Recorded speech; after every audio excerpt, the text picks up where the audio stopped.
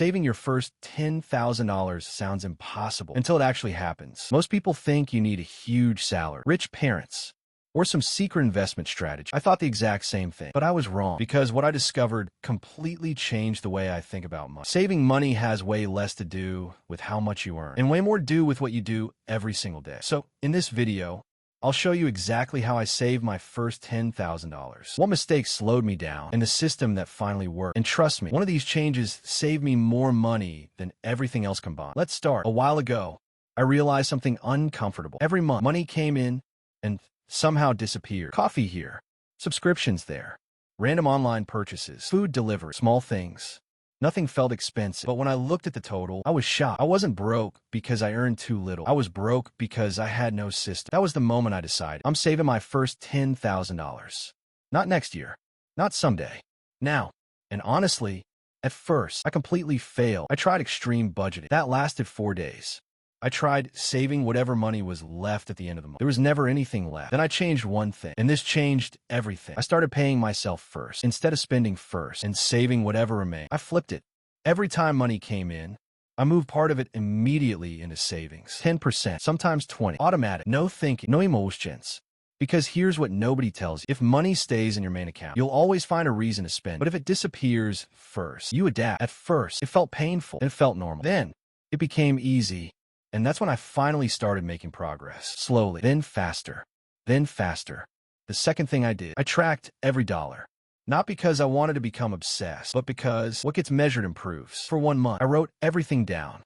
Every coffee, every snack, every random purchase, every subscription, every delivery. And what I found surprised me. It wasn't one huge expense. It was tiny decisions.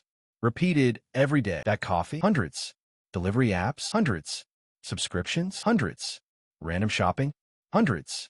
After seeing the numbers, saving became easier because now I knew exactly where my money was going and I finally had control. Then I realized something else. Cutting expenses helps, but increasing income changes everything. So I asked myself, how can I earn just a little more? Not overnight success, not becoming rich tomorrow, just extra income. So I looked for opportunities, learning new skills, selling things I didn't use, freelance work, small side projects. Nothing crazy, but even a few hundred extra every month makes a huge difference. And I made one rule. Extra income does not mean extra spend. Most of it goes into savings. Always. Because income can grow. Lifestyle doesn't have to. But nobody talks about the hardest part. Saving gets boring. At the beginning, you're excited. Month 1, everything feels amazing.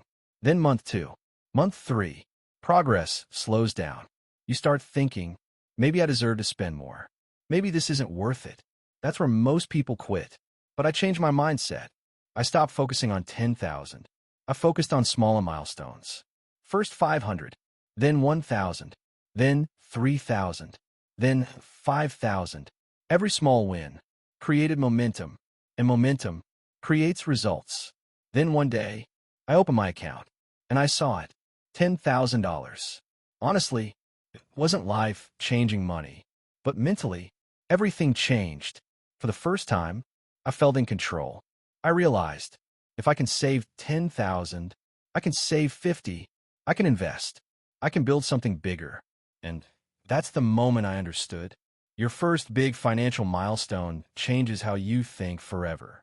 So if you're trying to save your first 10,000, don't wait. Don't wait for perfect conditions. Start now. Track your spending.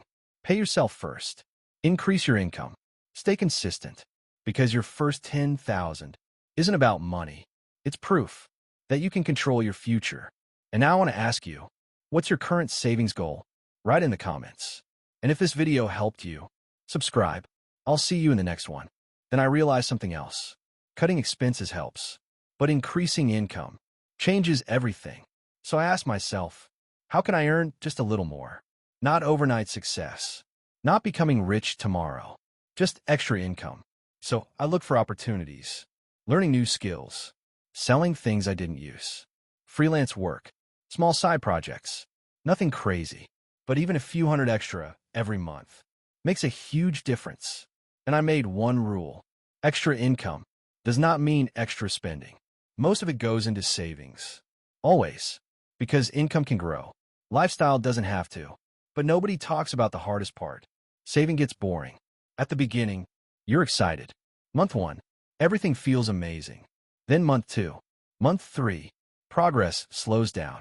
You start thinking, maybe I deserve to spend more. Maybe this isn't worth it. That's where most people quit. But I changed my mindset. I stopped focusing on 10,000. I focused on smaller milestones.